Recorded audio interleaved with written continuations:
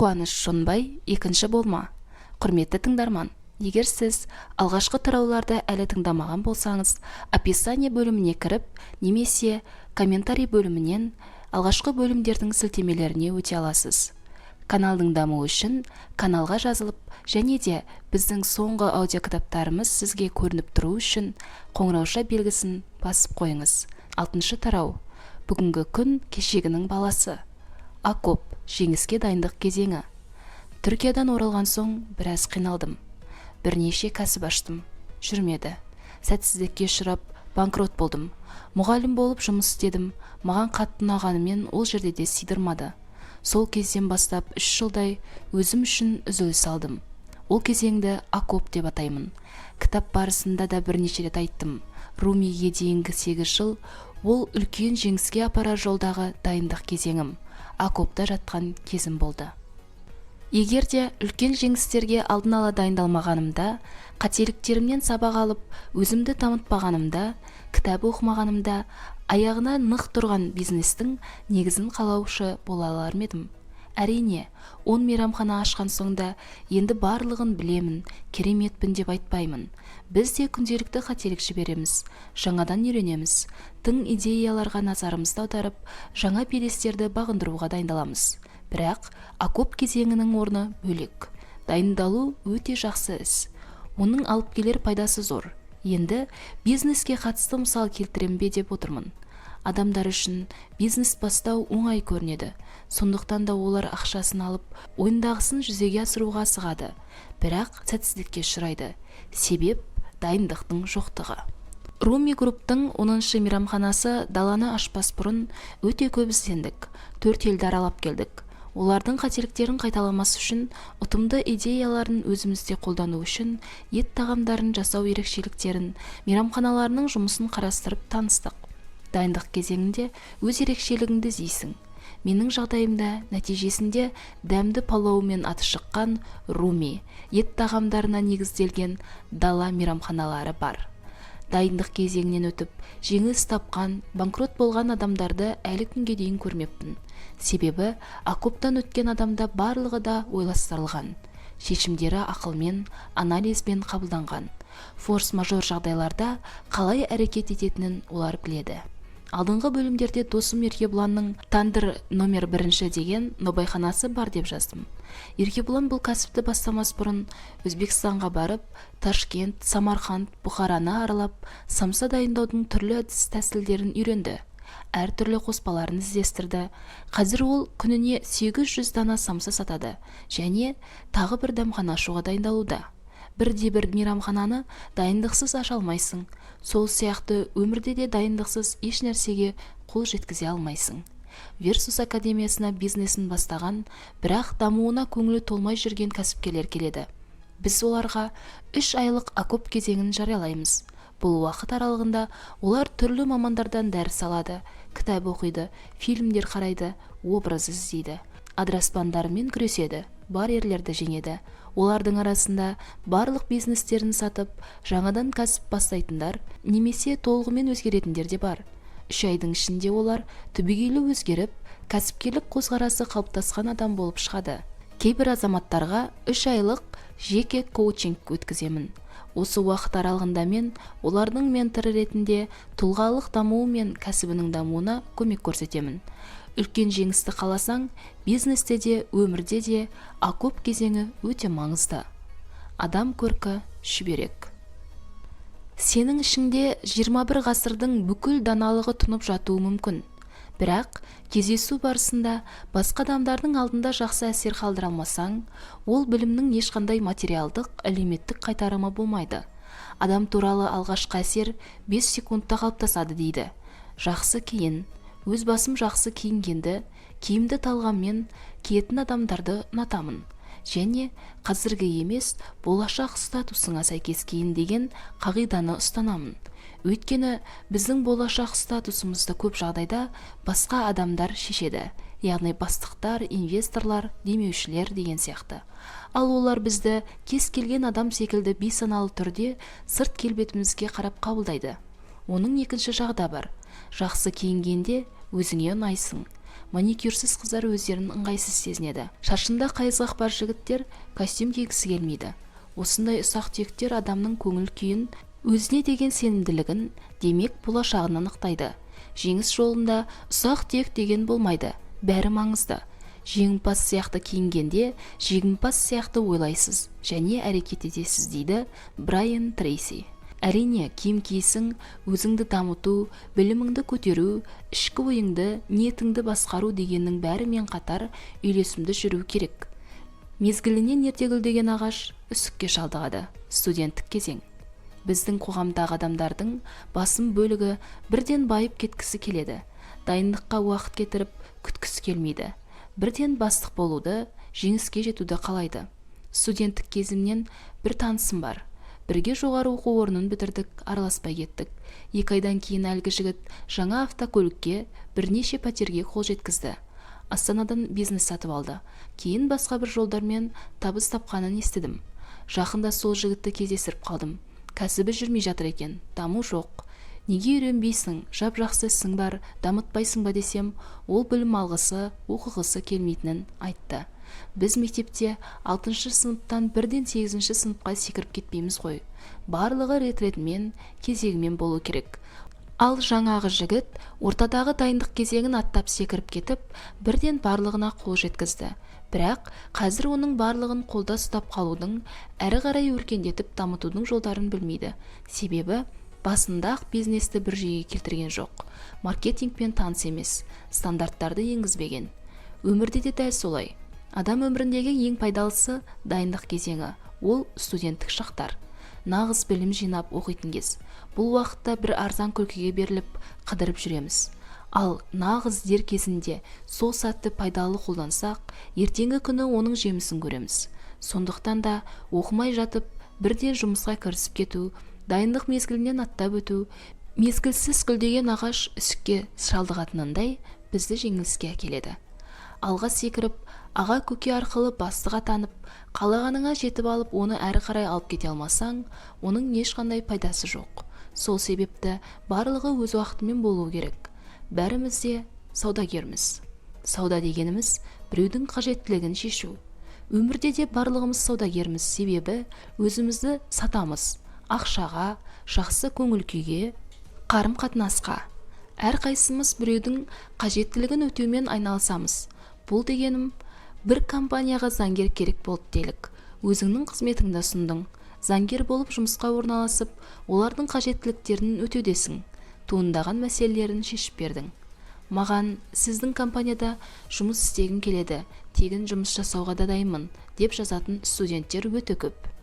Олардан компаниямыз үшін қандай қажеттілігін өтеп бере аласыз, деп сұраймын.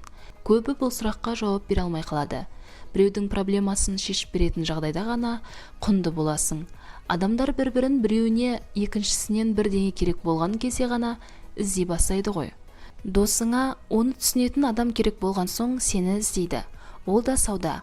Қыздар жақсы визажист маман іздейді. Ал ол мамандардың қазір түр-түрі бар. Олар өздерін әлеуметтік желіде жарнамалап жарысады. Ол да сауда. Барлығымыз саудагерміз, сондықтан да өзімізді сата білуіміз керек. Жақсы жар, нағыз маман, адал дос ретінде. Өзімізді қалай қымбатқа сатамыз? Адамдардың көбі өз қабілеттерін өздері бағаламайды. Көп қаражатқа қол жеткізгісі келсе, бизнес ашу керек дейді. Бизнес ашса, идеяларды басқалардан іздейді. Барлығын да сырттан іздейміз. Ал өз қабілетімізді дамытып, қолымыздан келетін нәрсені жасамаймыз. Қазақ жастармен көп жұмыс жасаймын. Өте дарынды балалар бар. Бірінің ойлау қабілеті керемет, екіншісі қолөнерге бейім, үшіншісі сөзге шешен, бірақ өздерін сата алмайды. Қабілетті анықтау, жоқты қуаламай, барды дамыту бөлімінде айтқанымдай, әр адам өз ерекшелігін, мықты жағын анықтап алу керек. Осының арқасында біз өзімізді жақсы кәсіпкер немесе маман ретінде нарыққа ұсына аламыз. Кәсіпкер кәсібін дөңгелетіп жүрген, бизнес идеясы бар, бизнес модель жасап тапқан тұлға. Ал ұста қолынан келетін сүйікті ісін жақсы жасайтын адам, бірақ ол өз жұмысы үшін үлкен табыс табады. Яғни кәсіпкерде ұста да екі түрлі жолмен бірдей ақша алуы мүмкін. Мысалы, Ғалымжан Молданазар кәсіпкер емес, ол ұста, бірақ жеңіске жеткен және жақсы табыс табады. Уақыт өткен сайын ұста шыңдала береді, демек оның бағасы да табысы да өседі. Суретте көрсетілген мысалда әлем таныған Нұсрет мырза Түркияның танымал аспазы, етпен айналысады. Әлем таныған нағыз ұста. Бізде Румиде операциялық директорымыз бар. Ол әрдайым заток бойынша жұмыс жасауға тырысады. Жақында салоннан Camry 55 автокөлігін сатып алды. Тренингіме келген адамдарға кім кәсіпкер, ал кімнің көлігі Camry 55 немесе одан да мықты деп сұрақ қойдым. Ешкім қол көтермеді. Сонда Қарақат ханым кәсіпкер емес, ұста бола тұра тиісті өзіне сай табыс тауып жатыр деген сөз. Сондықтан да ойлан, сен кімсің? Қолыңнан не келеді? Шындығына келсек, барлығымыз саудагеріміз. 10 берекеттің 9-ы саудада деген хадис бар. Мен көп ойландым, неге екен деп. Сауда бір адамның қажеттілігін қанағаттандыру. Нарықта сатушы мен сатып алушы кездеседі, ал ең үлкен нарық қызмет күші нарығы. Білімімізді сатып, ол үшін ақша аламыз. Қызметкерлер де біреудің жұмыс берушінің қажеттіліктерін қанағаттандырады. Ұста жолында өзімізді қымбатқа сату үшін не істейміз? Потенциалы бар адам, бірақ 180 мың теңге айлық алады. Біріншіден, білімге назар аударамыз. Бұл дегеніміз диплом, сені ортаң мойындау керек, яғни репутацияң жақсы болуы тиіс. Белгілі бір нәтижелер болу керек, яғни сертификаттарың. Көп жағдайда ұяңдықпен, ұялшақтықпен жұмыстарымызды, білімімізді көрсете алмаймыз. Бірақ Инстаграмға жеген тамағың мен сатып алған жаңа смартфоныңды салғанша, мүмкіндік болса өз жұмыстарыңды сал. Орыс тілімен айтқанда упаковка жасау керек. Ұста өзін нарықта жақсы сату үшін жақсы жұмыс істеп қана қоймай, мүмкіндіктерін көрсетіп сата білу керек. Қаншама мықты маман әлі күнге дейін әлеуметтік желілерде жоқ. Олар туралы халық та, жұмыс берушілер де білмейді. Ал соңында ол маман ешкім жұмысқа алмайды деп отырады. Ал ең білікті мамандар жұмыс іздеп бармауы керек. Оларды керісінше жұмыс берушілер іздеп өздеріне шақыру керек. Бұл жерде сен өзіңе дұрыс сұрақ қоюың керек. Неге мені жұмысқа алмайды деп емес, қалай мені жұмысқа шақыратындай жағдай жасай аламын? Одан соң әлеуметтік желіні ашып, өз жұмыстарыңды жүктеп, достарыңмен, таныстарыңмен бөлісе баста. Блог жүргіз, өзің туралы видео түсір. Басында оңай болмауы мүмкін. Дұрыс сөйлей, әдемі мәтін жазай алмайсың. Бірақ уақыт өте келе шыңдаласың. Бізге көптеген адам жұмыс іздеп келеді. Резюмесін қабылдап, олардың әлеуметтік желілердегі парақшаларын іздестіріп қарастырамыз. Интернетте парақшаларын дұрыс жүргізбей, тыртиған белдемше киіп алып, түнгі клубта секеңдеп билеген суреттері мен видеолары жүрсе, ол адамды жұмысқа қабылдамаймыз. Себебі қанша жерден мықты маман болғанымен, нарықта өзін әлі сатып үйренбеген. Оның офиста жүріп, ұзын белдемше, ақ көйлек кигені маған қажет емес. Ол барлық жағынан да өзін дамытып, лайықты дәрежеде нарықта өзін ұсына білу керек. Нейромаркетингте бір адам туралы шешім қабылдау үшін ол туралы 9 рет есту немесе көру керек дейді. Мысалы, кітабымды сатып алу үшін ол туралы әлеуметтік желіде 9 түрлі пост көруің мүмкін. Немесе досың мен туралы айтып береді. Бәлкім теледидардан көріп қалған боларсың. Осының барлығы тұлға болып қалыптасуымызға, дамуымызға, өзімізді қымбатқа сатуымызға септігін тигізетін құралдар. Сондықтан да әлеуметтік желіні өз пайдаңа қажетінше қолдана біл. Қоршаған аудиторияда өзің туралы жақсы пікір қалыптастыр. Ұста болсаң өз атыңды, кәсіпкер болсаң өз бизнесіңді брендке айналдыр. Тағы бір айтарым, бүгінгі күн ол ертеңнің баласы. Еріншектің ертеңі бітпейді деп бекерге айтылмаған.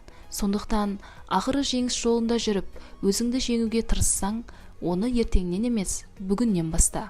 Ертең деген сөзді ұмыт. Әлеуметтік желідегі сен. Аватаркаға тойда түскен сурет қоюдың қасіреті. Әлеуметтік желідегі парақшаларыма дос болуға ұсыныс жіберетіндердің аватаркасындағы суреттеріне қатты мән беремін. Тойда жүрген, үйдің кіреберісінде немесе гараждың фонында суретке түскен адамдардың достығын қабылдамаймын. Себебі аватаркасындағы суретін дұрыс қоя алмаған адам әлі күнге дейін өзін таба алмай, сата алмай жүрген адам деген сөз. Ал егер достық ұсынысын қабылдасам, маған ол адам қызық болуы керек. Парақшасында жазатын, бөлісетін мәліметтері көз тарту керек. оқыған кітаптарымен, алған тәжірибесімен, мамандығының қыр-сырымен бөлісетін адам қызығушылық тудырады. Мен ғана емес, көптеген компанияларда адамды қызметке қабылдамас бұрын әлеуметтік желіге қарап, оның қандай екенін анықтайды. Қазіргі таңда әлеуметтік желінің адам өмірінде, қоғамда алып жатқан орны үлкен. Үйден шықпай әлеуметтік желі арқылы пайдалы пост жазып, әдемі сурет салып, миллиондап ақша табатын адамдарды білемін. Ал біздің көбіміз әлеуметтік желіні уақыт өлтіру үшін қолданамыз. Досымыз не істеп отыр екен, кім қандай киім сатып алды, қайда барды, тағы да сол сияқты. Бірақ бізге бұдан еш пайда жоқ. Ал ақылды адамдар әлеуметтік желіні ақша табу құралы ретінде пайдаланады. Неге әлеуметтік желіден шықпайсың деп маған сұрақ қоятындар өте көп.